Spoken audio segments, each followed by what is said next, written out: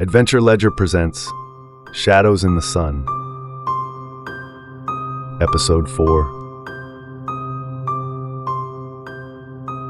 The moment Salvador walked away, Oliver felt the tension in his chest release, but only slightly. The crumpled note Salvador had stuffed into his pocket was still fresh in his mind. What did it say? And more importantly, what would Salvador do with it? Oliver glanced around the prison yard. Everyone seemed to be back to their usual routines, but a sense of unease hung heavy in the air. His heart pounded, and a cold sweat ran down the back of his neck. Had he just passed Marco's test, or had he made himself a target? Oliver couldn't shake the feeling that eyes were on him. He swallowed hard, trying to calm himself, but the more he thought about Salvador's cold stare, the more paranoid he became. He needed answers, and fast. Marco had used him for something, but what? And what came next? The growing knot of dread in his stomach told him this wasn't over. He kept his head low as he made his way through the yard, avoiding any unnecessary interactions. Every glance in his direction felt like a potential threat.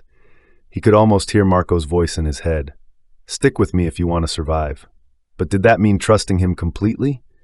As Oliver reached the quieter edge of the yard, Marco appeared from behind a group of prisoners, his usual calm smile plastered on his face. "Well?" Marco asked, his voice low. "How did it go?" Oliver hesitated, unsure of how much to reveal. He read the note, didn't say much, just walked away. Marco nodded as if expecting that. Good. Salvador's reaction was exactly what I needed to know. A cold shiver ran through Oliver. "What did the note say?" Marco chuckled, but his smile didn't reach his eyes. Just a little reminder for Salvador. He'll be dealing with Cruz soon enough. He leaned in closer, lowering his voice. "You did well, Oliver, but you need to be careful now. Salvador and his men are watching you. They know you're with me. They might test you." Oliver's throat tightened. "Test me? What does that mean?"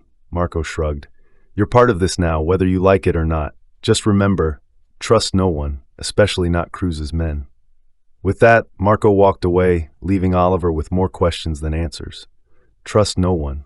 The words echoed in his mind as he tried to process what Marco was really playing at. Was he protecting Oliver, or using him as a pawn in a much bigger game? As Oliver wandered back through the crowded yard, he noticed Salvador's men whispering among themselves, their eyes flicking toward him. The pressure was mounting. Whatever game Marco was playing, it wasn't just about power, it was about survival. Days passed, and Oliver's paranoia only grew. Every encounter with Salvador's men, every glance, every whispered conversation, he felt trapped, hunted. The uncertainty gnawed at him, making it impossible to sleep or think clearly. He had to constantly watch his back. Marco's warning about trust had dug deep into his mind, leaving him on edge. The atmosphere inside San Sebastián had always been dangerous, but now it felt suffocating. One morning, as Oliver sat in the corner of the yard, trying to keep his head down, Luis Torres' name came up in a hushed conversation nearby. Oliver's heart skipped a beat. He hadn't heard anything about Luis since their tense encounter in the visitor's room, but now his name seemed to circulate like smoke in the air. He edged closer to the group of prisoners, straining to catch their words. "Torres is moving something inside," one of them muttered. "Big shipment. He's got connections with the guards." Oliver's blood ran cold. So it was true. Luis wasn't just a random betrayer, he was a key player in a much larger network. It wasn't just about the drugs he had made Oliver deliver. Luis was part of something far more dangerous, something that extended beyond the prison walls. Oliver's mind raced. How deep did Luis' influence go? As the conversation continued, Oliver learned more than he wanted to know. Luis's reach extended far beyond the prison's gates. His network involved corrupt officials, police, and other prisoners who acted as intermediaries. This revelation only made things worse for Oliver. If Luis had such power, getting out of San Sebastián wouldn't be enough. Luis could reach him anywhere. Oliver stood up, shaken, and tried to steady his thoughts. "I'm in more danger than I thought," he realized. The world beyond these walls, the world he had once believed he could return to, was no longer safe. He wasn't just running from prison anymore. He was running from a system much bigger than himself. The realization hit him like a punch to the gut. If Luis had been involved in his arrest, How could he ever be free? Even if he managed to escape this hellhole, Luis's influence would follow him.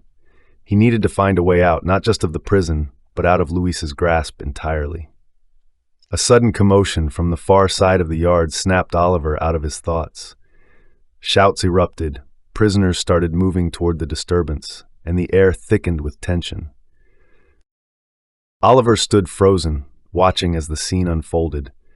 A fight had broken out near the fence, two groups of prisoners clashing violently, and it was quickly escalating into something much more dangerous. The guards, usually indifferent to the prisoners' scuffles, seemed more on edge than usual. They barked orders, but no one was listening. Oliver's gut twisted. Something felt different about this fight. The intensity, the way the groups were organized, it wasn't random. This wasn't just a scuffle over cigarettes or territory. This was planned. As the chaos grew, Oliver realized it had to do with the brewing conflict between Marco and Salvador's men. The tension between the two factions had finally snapped. The sound of punches and grunts filled the air as more prisoners joined the fray. Metal clanged as someone swung a makeshift weapon, and Oliver saw blood splash across the dusty ground. The heat of the moment sent the yard into a frenzy, prisoners pushing and shoving, trying to find safety or jump into the violence. Oliver backed away instinctively, trying to distance himself from the fight. His eyes darted around, searching for Marco, but the older prisoner was nowhere to be seen. Marco always had a plan, always knew when to stay hidden. But Oliver was caught in the open, a sitting duck amidst a storm. Suddenly, a sharp crack rang out. A gunshot. The sound cut through the chaos, freezing everyone in place for a heartbeat. The guards had finally intervened, their rifles aimed at the crowd. Oliver's heart pounded in his chest as he ducked behind a concrete barrier. The yard was in chaos, but something in the back of his mind told him this was exactly what Marco had wanted. This is part of his plan. The guards stormed into the yard, their batons raised, cracking down on prisoners indiscriminately. Oliver saw Salvador's men retreating, but not before sending a few more brutal blows. His heart raced as he tried to make sense of it all. Was this Marco's doing? Was this how he intended to take down Salvador and Cruz? The riot lasted only minutes, but it felt like hours. Blood stained the ground, and the air was thick with the acrid scent of sweat and violence. As the guards regained control, Oliver's mind spun. He was in deeper than ever now, and whatever happened next was going to change everything. The guards corralled the prisoners back into line, shoving them toward the walls. Oliver tried to keep his head down, but the cold fear in his gut told him this was just the beginning. Hours later, after the riot had finally been subdued, Oliver found himself in his cell, his mind still buzzing from the intensity of the violence. His body was exhausted, but his thoughts refused to settle. The memory of Salvador's men, the sounds of the riot, it all blended into a blur of fear and confusion. And at the center of it was Marco, pulling the strings. As if on cue, the cell door creaked open and Marco stepped inside, his usual calm demeanor betraying nothing. "Not bad, huh?" Marco said, leaning against the wall, a slight smirk on his face. "Sometimes all it takes is a little chaos to get things moving in the right direction." Oliver's skin prickled. "You knew this was going to happen, didn't you?" Marco's eyes gleamed. "I didn't know, Oliver. I made it happen." Oliver stared at him, struggling to process the casual way Marco spoke about the riot, about the bloodshed he had orchestrated. "People could have died," Oliver said, his voice barely above a whisper. Marco shrugged. "People die here every day. But you're still standing, aren't you? That's what matters." Oliver felt sick. The realization that he was nothing more than a piece in Marco's game gnawed at him. He had thought he was navigating the prison's dangers on his own terms, but the truth was much darker. Marco was the puppet master, and Oliver had unwittingly become his pawn.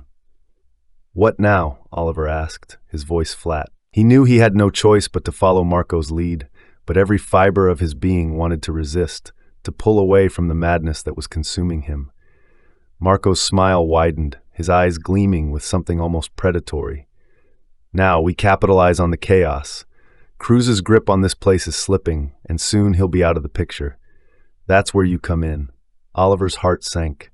He had known this moment was coming, but the weight of Marco's words felt like a noose tightening around his neck. What do you want me to do? Marco stepped closer, his voice lowering to a whisper. I need you to get closer to Cruz's men. Gain their trust. Find out what they're planning next. They're going to retaliate after this, and we need to be one step ahead. Oliver felt trapped. Every decision he made seemed to pull him deeper into the prison's web of corruption. And now, Marco was asking him to betray the very people he was trying to survive among. The next morning, Oliver felt the weight of Marco's request hanging over him like a dark cloud. The riot had left the prison in a state of uneasy tension. The guards were on edge, their eyes watching every move, and the prisoners were more divided than ever. Cruz's men had taken heavy losses in the fight, and Salvador had vanished from the yard. Whispers spread that Cruz's control over San Sebastián was crumbling. Oliver walked through the yard, his senses on high alert.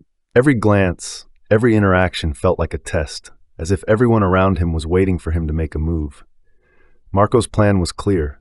Oliver had to infiltrate Cruz's circle, gather information, and feed it back to Marco. But how? Cruz's men were cautious, and after the riot they were even more suspicious of anyone new. As Oliver approached the far side of the yard, he spotted one of Cruz's men. Mateo, a wiry, sharp-eyed prisoner who had been close to Salvador. If there was anyone who could give Oliver an in with Cruz's crew, it was him. Oliver's pulse quickened as he approached. Hey, Mateo, Oliver said, trying to sound casual. Got a minute? Mateo eyed him warily, his gaze flicking over Oliver as if measuring the risk. What do you want? I heard what happened with Salvador, Oliver said, keeping his tone low. I'm just trying to keep my head down, same as everyone else. But I hear Cruz's crew is gearing up for something big. I want in. Mateo's eyes narrowed, his posture shifting slightly, as if ready for a fight. You think we trust outsiders now? After what happened? Oliver swallowed, trying to stay calm. He had expected resistance, but he hadn't fully thought through how to break into Cruz's group without drawing too much attention. Look, I know the riot was bad, but that wasn't me. I'm just trying to survive like the rest of you. Marco, he's getting too powerful. I figured you might need some help. Mateo's expression remained cold, but there was a flicker of consideration in his eyes. We don't need help from Marco's little errand boy. Oliver tensed. He needed to play this carefully. I'm not loyal to Marco. I'm loyal to staying alive. If you've got a way to take him down, I'm all ears. For a long moment, Mateo didn't respond.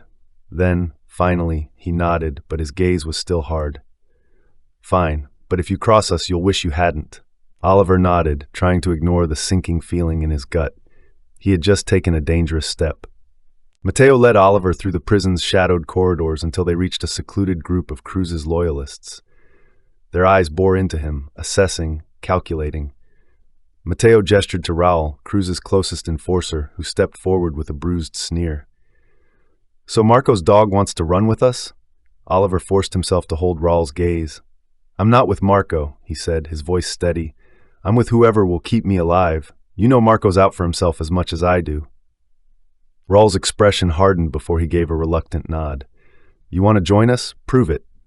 Oliver's stomach nodded, but he didn't hesitate. What do you need? Raul exchanged a glance with Mateo, then leaned closer. We have a plan to hit Marco where it hurts. Get close to him, find out what he's planning, and when the time is right, we strike. Oliver's pulse quickened. Now he was walking the line between two lethal forces, one led by a ruthless puppet master and the other a pack driven by revenge. He nodded, aware of how far he'd stepped into the game. I'll do it. Raul's thin smile was anything but reassuring. Good. Don't make us regret it. As Oliver left the gathering, the gravity of his decision sank in. He had become a pawn for both Marco and Cruz's men, the stakes growing deadlier with every move. Back in his cell, he lay staring at the cracked ceiling, wondering how long he could survive this dual loyalty, and which side would destroy him first. This is the end of the episode. Thank you for listening. If you like the story, please subscribe to our channel and check out our other stories. You can find the link to the next episode in the description below. What do you think about this episode? Let us know in the comment section below.